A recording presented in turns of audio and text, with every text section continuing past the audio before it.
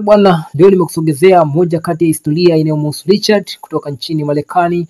Huyu aliwahi kuhukumiwa miaka 20 jela kimakosa na baadaye kugundulika kwamba hana hatia. Yeye anaitwa nani?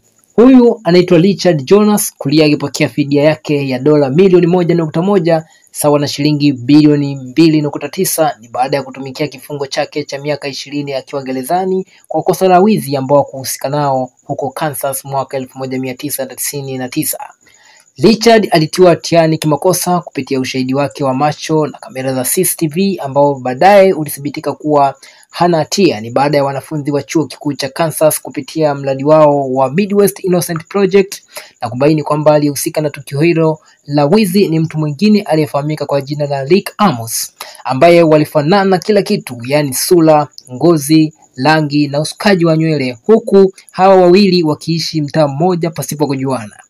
Richard aliachiliwa kutoka gerezani mnamo mwaka 2017 na kulipwa fidia mnamo mwaka 2020, ambapo kesi yake ilionyesha udhaifu uliopo kwenye sheria nchini Marekani na kwamba sio wote waliopo jela wana hatia bali wengine wamesingiziwa.